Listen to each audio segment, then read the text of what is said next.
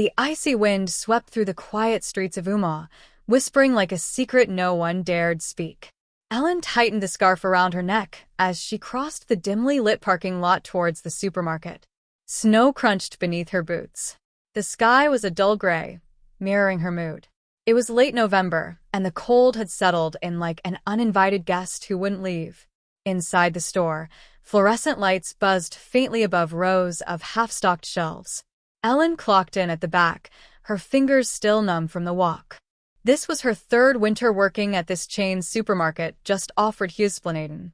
The job paid little and demanded much, but it was stable, predictable, and in Uma that meant something. She tied her apron and walked to the till. The store manager, Leonard, a broad-shouldered man with a tired voice, gave her a brief nod. No words, just routine. The evening shift was uneventful. Customers came and went with a rhythm Ellen had long memorized. Some gave a polite nod, others grunted, and some didn't even look at her.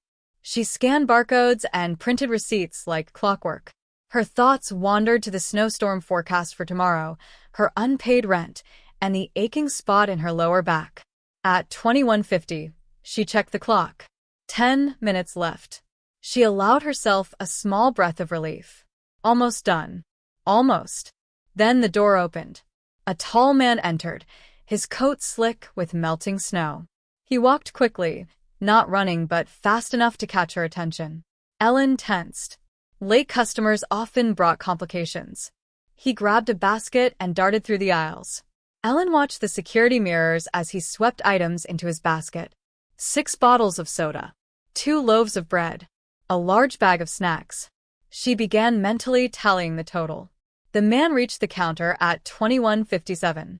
He said nothing as he unloaded his items. Ellen offered a tired smile. "Good evening. Just these."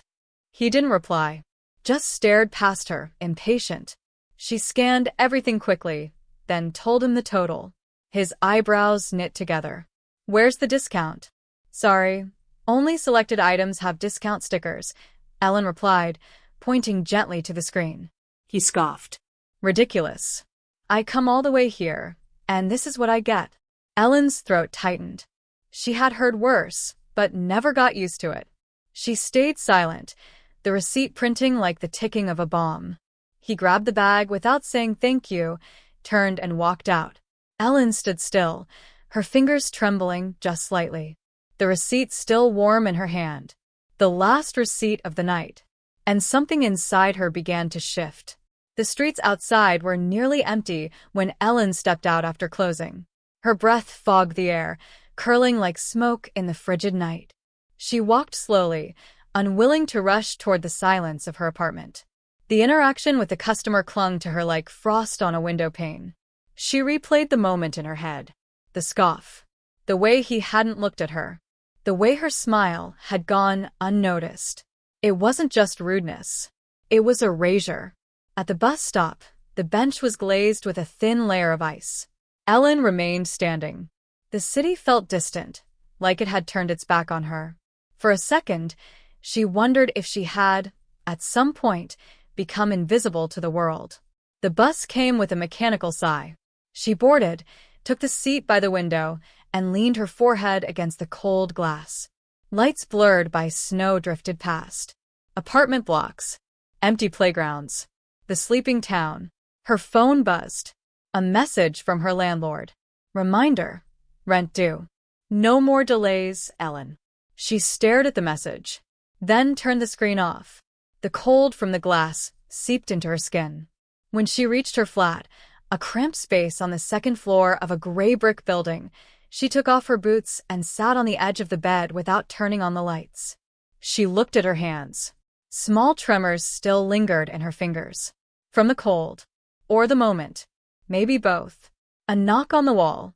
Her neighbor, probably annoyed again by the creaking floorboards. "Sorry," Ellen whispered, to no one in particular. She laid down fully clothed, the heaviness in her chest pressing harder than the weight of the blankets. Somewhere in the distance, a dog barked. A siren echoed. And in the middle of it all, the supermarket receipt lay on the floor, forgotten. Still intact. Still warm from the last touch. And Ellen, still awake, stared into the dark, waiting. Morning crept into the city like a ghost, pale and soundless. Omaha was blanketed in fresh snow, softening every edge, every noise. Ellen stood at her kitchen window, holding a chipped mug of weak coffee. She hadn't slept.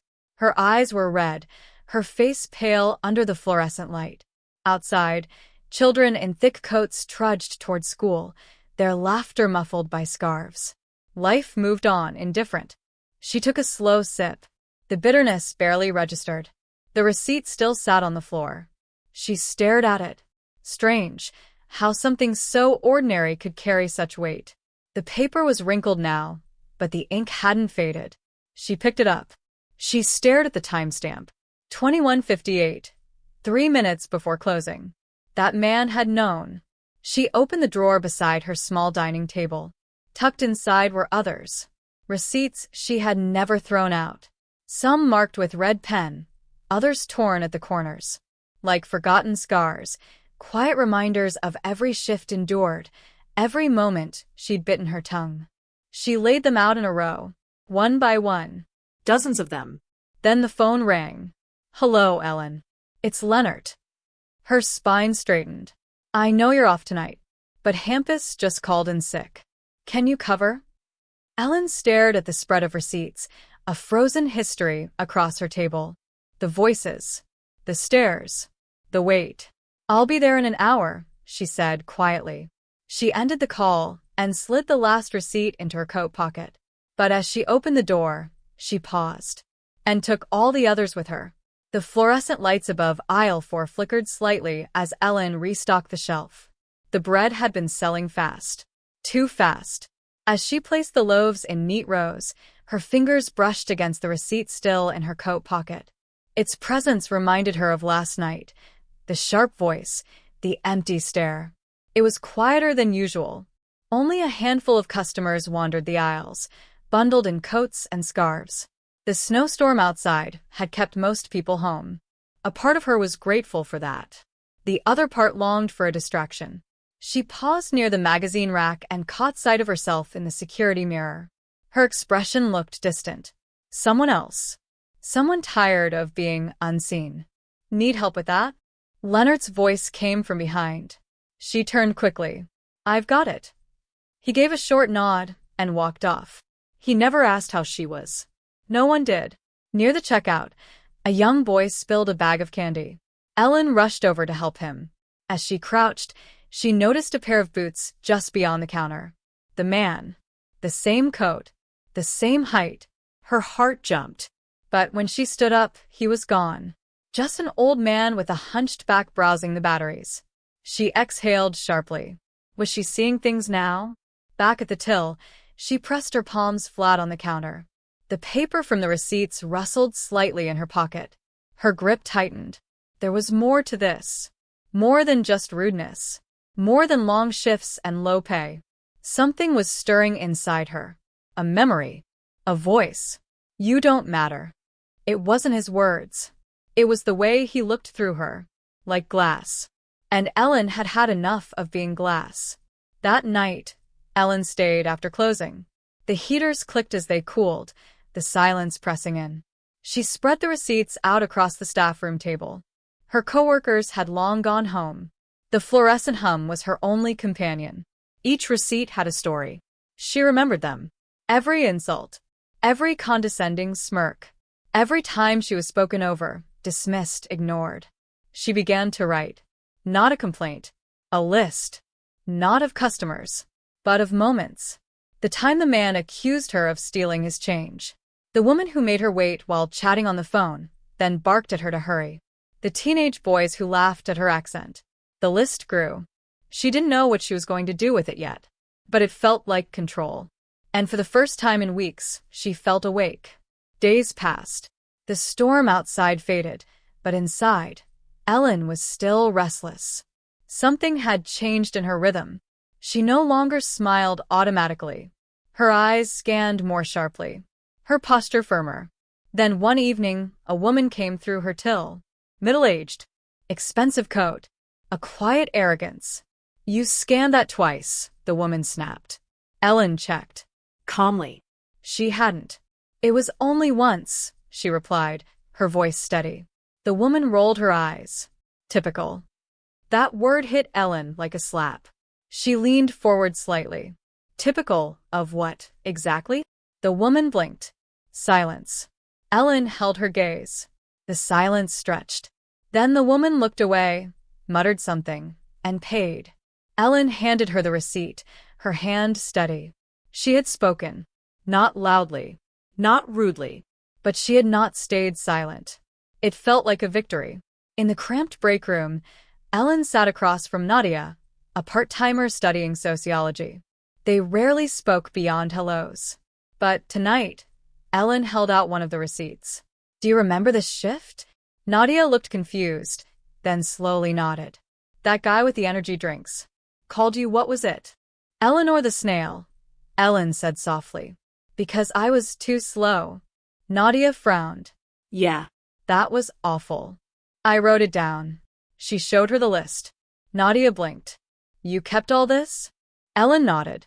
Nadia stared for a moment, then reached into her own bag. Pulled out a crumpled receipt. This one's mine. He told me to smile more. They both laughed. Quietly. But it wasn't empty. It was real. Ellen began to collect stories. Not just her own. Others. From Nadia. From Joel, the stock boy. From Greta, who worked weekends. She created a file. Printed it out. Bound it with a paperclip. She called it Invisible Service. One afternoon, she placed it on Leonard's desk. No note. No explanation. Just the truth. She didn't wait for his reaction. She didn't need to. She had finally said something. February crept in with slush and gray skies. But the light was returning. Slowly. Uma began to thaw, and so did Ellen. Customers still came. Still rude sometimes, but others kind. One man thanked her. A woman remembered her name. Ellen began wearing her hair differently. She stood straighter. She kept the list. She still added to it. But it no longer felt like a burden. It felt like a map of where she had been and where she would never return. The store was quiet again. A Tuesday night. Nearly closing. Ellen stood behind the till. The door opened. A man entered. Tall. Familiar coat. Her breath caught. He approached. Placed a basket on the belt. She scanned the items. Calm. Precise. He didn't speak. When she handed him the receipt, she looked him in the eye. You were here before, she said. A while ago. He frowned. Shrugged. Maybe. She didn't break her gaze. This time, you said thank you. He paused. Confused. Then nodded. Right. Well. Thank you. He left. Ellen watched the door close behind him. She looked at the receipt in her hand. Not warm. Not heavy. Just paper. And she let it go. Into the bin. And turned off the till.